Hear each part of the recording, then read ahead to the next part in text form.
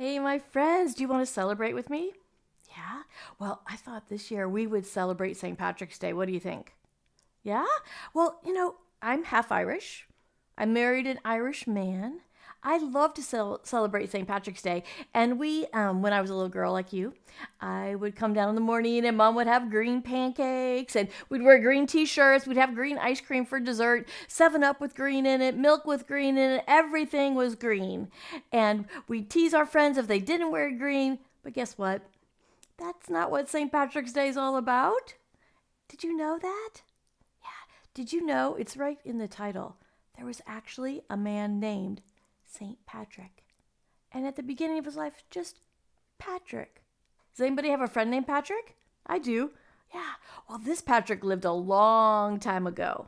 All right. So think about not like 100 years ago would be a very long time ago, right? It was even more than 1,000 years ago. 1,600 plus years ago.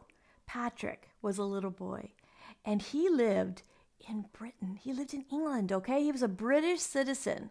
And he lived in this country, and his dad and mom, his dad was he was like a little bit of a leader in the town he lived in, so he was a higher up, and he even knew about Jesus. Did you know that?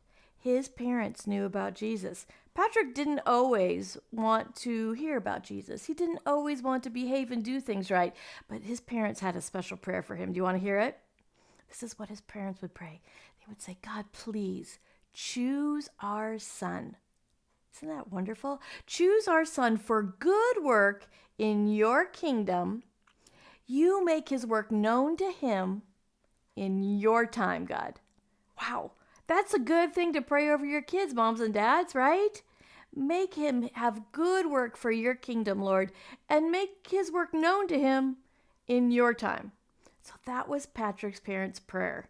And they would pray over him every day. And let's see how that may have worked for him. You ready? So I've got this book, The Story of St. Patrick. It's a children's book, which I really like. I also have this one, which is a little bit longer. There's lots and lots of books about St. Patrick. So I hope you guys, maybe if you want to do a read aloud with mom and dad, this will be a great one. But I'm going to read parts out of this and kind of tell you a few things out of here too. All right? Should we start? Let's do it. Let's hear about the real St. Patrick. A little boy liked to sit on a hill and watch boats go in and out of the harbor. His name was Patrick. He liked to run down to the pier. He liked to watch the fishermen bring in their boats loaded with fish. Patrick lived on the shore of England, facing the Irish Sea. So you guys get out your maps or globes or pictures, go online and see where there's England and Ireland and there's a sea right in between them.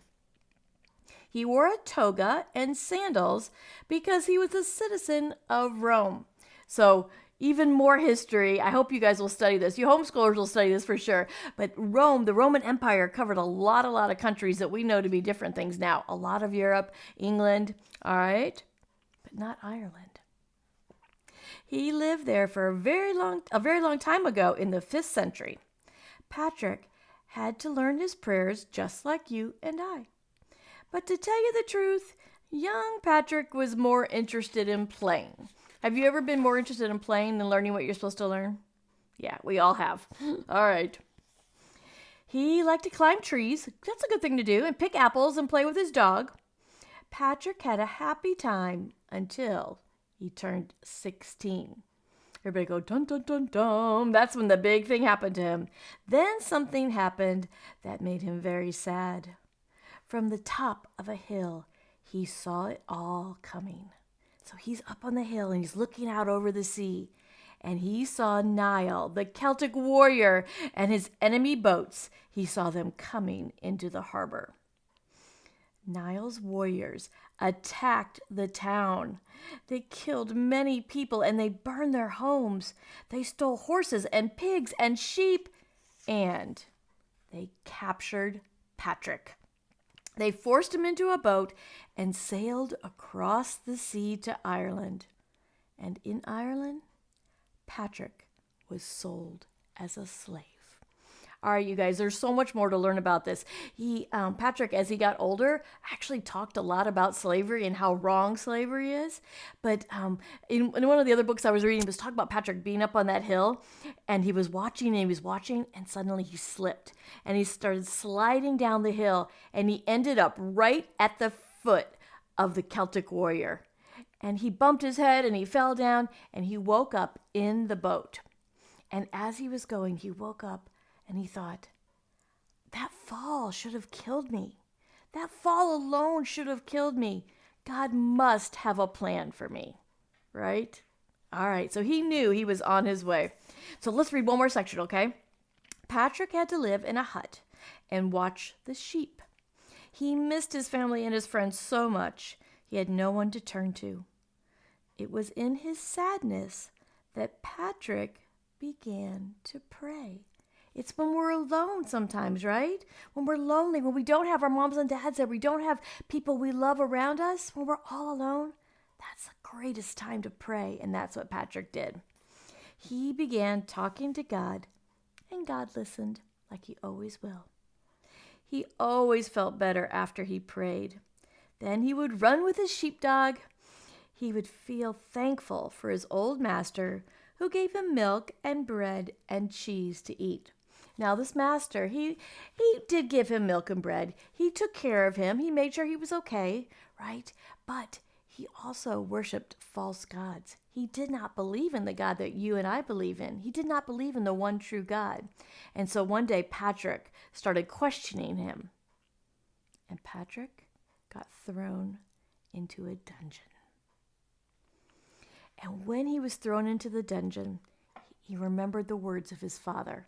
I'm going to read this to you. It says, "Trust in God, my son, and do not lead on your own understanding. In all your ways, acknowledge him." That's God. Acknowledge him, and he will set your path straight.